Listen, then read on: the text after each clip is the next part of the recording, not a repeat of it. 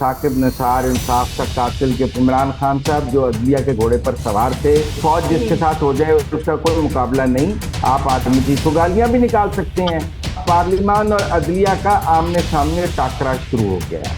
आखिर हुकूमत को इलेक्शन वक्त पर कराने से क्या अनारकी नजर आ रही है? इमरान खान को असेंबलियां तोड़ के अनारकी पैदा करने की क्या जरूरत थी?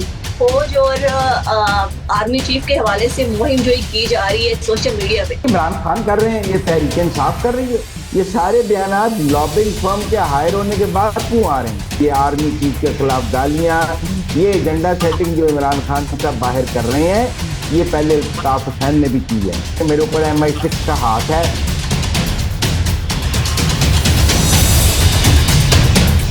अस्सलामुअलैकुम, मुझे कहते हैं सोबिया अशरफ और आप देख रहे हैं प्रोग्राम अंदर की बात मुसम्मिल सौरवर्दी के साथ। सियासत में एक नए मैच का आगाज हो गया है और वो मैच है अदलिया बामुकाबला हुकूमत। अब ये देखना ये है कि इस मैच में जीत और हार किसकी होती है। इसी के हवाले से आज हम बात करेंगे।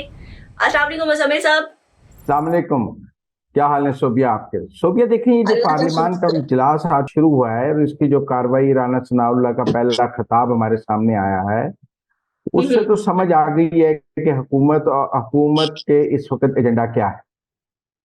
देखिए, पार्लियामान के पहली तकरीर में ही हुकूमत ने अली अफजल शाही का जिक्र किया है और अदलिया के वहां पर साकिब निसार इंसाफ का कातिल के पोस्टर पार्लियामान में मौजूद थे और मुस्लिम लीग नून के अरकान असेंबली साकिब निसार के पोस्टर्स के ऊपर इंसाफ का कातिल के पोस्टर्स लेके खड़े थे। और राना सनाउल्लाह की तकरीर में भी वो सारा कुछ मवाद मौजूद था जो अदलिया के तराजू बराबर ना होने के हवाले से PDM पिछले एक माह से कह रही है।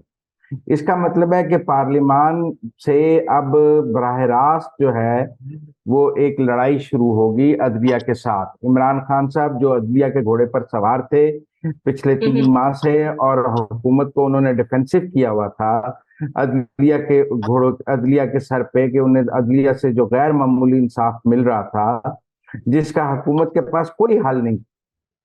और जो इलेक्शंस पर सू मोटो हुआ, जो बेंच फिक्सिंग थी सुप्रीम कोर्ट की, उसका भी हुकूमत के पास कोई हल नहीं था। लिहाजा इस मुल्क की अदलिया का किसी के पास कोई हल ही नहीं था कि अगर चीफ जस्टिस पाकिस्तान कोई एजेंडा सेटिंग कर लें तो वो एजेंडा सेटिंग का तोड़ किसी के पास नहीं है। आप देखें ना, अगर सियासी एजेंडा सेटिंग हो तो एक सियासी जमात दूसरी सियासी जमात का तोड़ कर लेती है। आप एस्टेब्लिशमेंट से भी लड़ सकते हैं, क्योंकि एस्टेब्लिशमेंट के पास भी कोई बराह रास्त ऐसी पावर नहीं होती जिससे वो आपको सजा दे दे या कोई एजेंडा सेटिंग कर ले। लेकिन अगर चीफ जस्टिस एजेंडा सेटिंग कर लें या वो चीफ अदलिया किसी के साथ खड़ी हो जाए, तो फिर वो अपने फैसलों से सियासत का पूरा भाव और भार बदल देती है। तो हमें पिछले चंद माह से ये नजर आ रहा था कि इमरान खान साहब को जो अदालतों से गैर मामूली इंसाफ मिल रहा है, उसने हुकूमत और मिलिट्री एस्टेब्लिशमेंट दोनों को बैकफुट पे कर दिया और इमरान खान सिर्फ चीफ जस्टिस के सर पे और अदलिया के सर पे इस मुल्क का सियासी एजेंडे को ड्राइव करने लग गए। जब भी तहरीक इंसाफ के लोगों से बात होती थी, वो कहते थे जी हमें तो अदलिया से है, जी इलेक्शन अदलिया करा देगी, जी इलेक्शन कमीशन को अदलिया ठीक कर देगी, जी हुकूमत को अदलिया ठीक कर देगी, जी आम कानून तोड़ेंगे तो अदलिया हमें तहफ़्फ़ुज़ दे देगी, ब्लैंकेट बेल्स मिल जाएंगी। तो लिहाजा एक ऐसा लग रहा था कि अगर अदलिया उनके साथ खड़ी है तो फिर पाकिस्तान की कोई भी ताकत उनका मुकाबला नहीं कर सकती। ये पहले मिलिट्री एस्टेब्लिशमेंट के हवाले से तो ये तासुर था कि फौज जिसके साथ हो जाए उसका कोई मुकाबला नहीं, लेकिन पिछले चंद माह में तो सारा नैरेटिव ही बदल गया और बात ये हो गई कि जिसके साथ चीफ जस्टिस हो जाए, जिसके साथ अदलिया हो जाए, उसका कोई तोड़ नहीं है।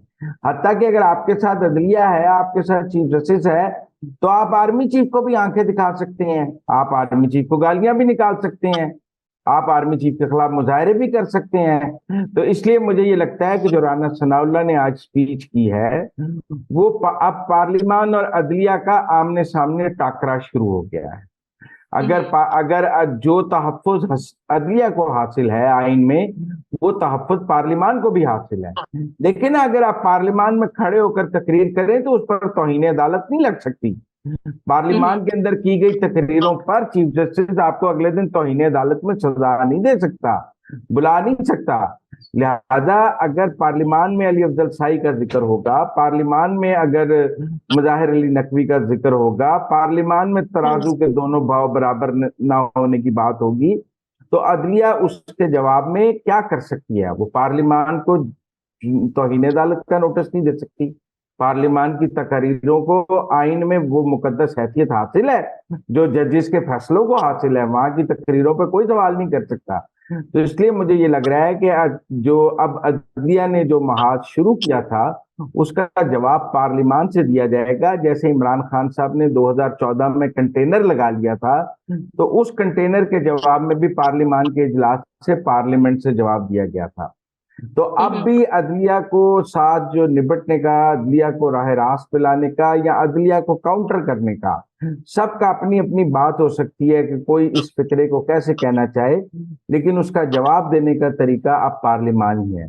पार्लिमान से कानून साजी हो सकती है अदलिया के खिलाफ, पार्लिमान से करारदाद आ सकती है कि तराजू के पलड़े भारी नहीं है, पार्लिमान में तकारीर हो सकती है। फिर अगर पीटीआई वाले ये कहते हैं कि इलेक्शन तो चीफ जस्टिस हमें करा के देगा, हम तौहीन अदालत में हुकूमत को खड़ा कर लेंगे कि अगर इलेक्शन 90 दिन में ना हुए, अगर फोर्सेस ना हुई तो हम सेक्रेटरी डिफेंस को बुला लेंगे, पैसे ना दिए तो डार साहब को कटहरे में खड़ा कर देगा चीफ जस्टिस। ये बातें तरीके इंसाफ वाले करते हैं ना कि जी चीफ जस्टिस हमारा बेंच बनेगा सुप्रीम कोर्ट का और वो सब कुछ ठीक कर देगा। तो अगर पार्लिमान का जो है इसका तोड़ क्या होगा चीफ जस्टिस के पास? जो चीजें पार्लिमान में तय हो जाएंगी उसको फिर स्ट्राइक डाउन करेगा चीफ जस्टिस और अदलिया, और वहां वो कहेंगे कि जी हम पार्लिमान में जो कानून साजी हुई है, जो बातें तय हुई हैं, हम उसको नहीं मानते। ये हमारा 3 रुकनी बेंच जो है ये पार्लिमान के 172 लोगों से ऊपर है। ये जो हम 4 बल्कि आज चीफ जस्टिस का एक और रिमार्क सामने आया है, उन्होंने कहा है कि शफाफ इंतखाबात ना हुए, उसमें बदनीति नजर आई तो हम उसमें भी मुदाखलत करेंगे। देखें जी, अगर वो करेंगे तो पार्लिमान भी मुदाखलत करेगी, फिर वो पार्लिमान के साथ लड़ लें। एक दिन तकरीरें हुई थी पार्लिमान में तो चीफ जस्टिस साहब ने अटॉर्नी जनरल से वजाहत लिखवाई थी, उसकी वजाहत आज भी दी है उन्होंने। तो पार्लिमान की तकरीरों का जवाब पार्लिमान में जाके तो ये जज साहबान कितने रिमार्क्स दे देंगे? रोज रिमार्क्स देना शुरू कर देंगे, रोज लड़ाई पार्लिमान से शुरू कर देंगे। तो फिर अगर इस मुल्क में पार्लिमान और अदलिया की लड़ाई होनी है तो फिर ये भी एक दफा हो जाए और पता लग जाए कि पार्लिमान सुप्रीम है या अदलिया सुप्रीम है। आइन में तो पार्लिमान सुप्रीम है, पार्लिमान कानून बना सकती है कि जो बेंच पर मुजम्मिल साहब ये कोई हल तो ना हुआ ना, इससे मजीद इंतशार आएगा सियासत। ये बेहतरीन हल है। मैं समझता हूं कि आप अगर चीफ जस्टिस अपना बेंच बनाने का अख्तियार गलत इस्तेमाल कर रहे हैं तो पार्लियामेंट को कानून बनाना चाहिए कि बेंच बनाने के लिए 3 जजेस जो हैं सीनियर मोस्ट वो मिलकर बेंच बनाएंगे, ताकि ये एक चीफ जस्टिस के अख्तियार जो हैं बेंच बनाने के वो खत्म किए जा सकें। पार्लियामान ये भी कानून बना सकती है कि जो बड़े आईनी पिटिशन हैं उस पर सुप्रीम कोर्ट के सीनियर जजेस का बेंच होगा और जूनियर जजेस का बेंच नहीं होगा। ये कानून हो सकती है, ये क्यों नहीं हो सकती? और ये कोई अदलिया का बेंच होना चाहिए, जूनियर जजेस के बेंच नहीं होने चाहिए। और ये अगर आप कानून बना दें कि बेंच तोड़ने का, जैसे काजी साहब ने फैसला दिया है कि चीफ जस्टिस के पास बेंच तोड़ने का अख्तियार नहीं है, बनाने का अख्तियार है, तो तोड़ने के अख्तियारात पर भी बात हो सकती है, बनाने पर भी हो सकती है। तो लिहाजा मैं समझता हूं कि ये पार्लिमान सुप्रीम है या अदलिया सुप्रीम है, ये तो पार्लिमान में अब तय हो जाएगा। अगर चीफ जस्टिस पार्लिमान के फैसलों को अदालतों में रिडिक्यूल करना चाहते हैं या उनको खत्म करना चाहते हैं तो देखी जाएगी कि फिर पार्लियामेंट रहती है या अदलिया रहती है। तो ये लड़ाई तो मुझे अब होती नजर आ रही है। अगर पार्लियामेंट ये तय कर देती है कि मुल्क में इकट्ठे इंतखाबात होंगे और वो अक्टूबर में होंगे, तो फिर क्या चीफ जस्टिस जो है पार्लियामेंट कहेगा कि मैं पार्लियामेंट की बात नहीं मानता, मैं पूरी पार्लियामेंट को उठा के दरिया में फेंक दूंगा? और क्या पार्लियामेंट की जो राय है उसको मुस्तरद कर देंगे चीफ जस्टिस साहब अपने साथ 2 जज बिठा के कि जी ये हम 3 जजेस जो हैं ये पार्लियामेंट से सुप्रीम है और हम पार्लियामेंट से ऊपर हैं। आइन पार्लियामेंट बनाती है, अदलिया के पास आइन बनाने का अख्तियार नहीं है, कानून पार्लियामेंट बनाती है। सवाल ये भी उठता है ना कि आखिर हुकूमत को इलेक्शन वक्त पर कराने से क्या अनारकी नजर आ रही है, क्या इंतशार नजर आ रहा है? वो सवाल अपनी जगह मौजूद है। ये सवाल भी बड़ा अहम है कि इमरान खान को असेंबलियां तोड़ के अनारकी पैदा करने की क्या जरूरत थी? ये सवाल ज्यादा इंपॉर्टेंट नहीं है कि जब 2 सूबों की असेंबलियां चल रही थी तो इमरान खान साहब ने वो क्यों तोड़ी। उनके को मामा जी का आइन है कि वो जब चाहेंगे असेंबलियां तोड़ देंगे। इस मुल्क में आमरों ने तो असेंबलियां तोड़ी थी, कभी जमहूरी सियासतदानों ने भी असेंबलियां तोड़ी हैं। तो अगर इस मुल्क में इकट्ठे इलेक्शन होने हैं, शफाफ इलेक्शन निगरान हुकूमतों के तहत होने हैं, तो इकट्ठे होने चाहिए। और अगर इमरान खान ने असेंबलियां तोड़ी हैं तो उसका इमरान खान को नुकसान होना चाहिए कि दूसरे सियासी फरीकैन को उसका नुकसान होना चाहिए। मतलब ये गलती इमरान खान ने की है और उसकी सजा हम दूसरे सियासी फरीकैन को दे देंगे? नहीं, उसकी सजा इमरान खान को देंगे जिसने गलती की है। He should wait. उन्होंने अपनी 2 हुकूमतें तोड़ी हैं, वो अब 4 महीने इंतजार करें। अक्टूबर में सारे इंतखाबात इकट्ठे होने चाहिए। क्यों इमरान खान के कहने पे पहले पंजाब और केपी में इंतखाबात कराए जाएं? आइन का इस्तेसाल करने की तो आइन में जो दिया गया है वो इन फेयर कॉन्टेस्ट दिया गया है कि आप अपने इख्तियारात नेक नियति से इस्तेमाल करेंगे। अगर आप बदनीयती से असेंबलियां तोड़ेंगे तो वो कोई नेक नियति से तो आपने नहीं इस्तेमाल की हुई।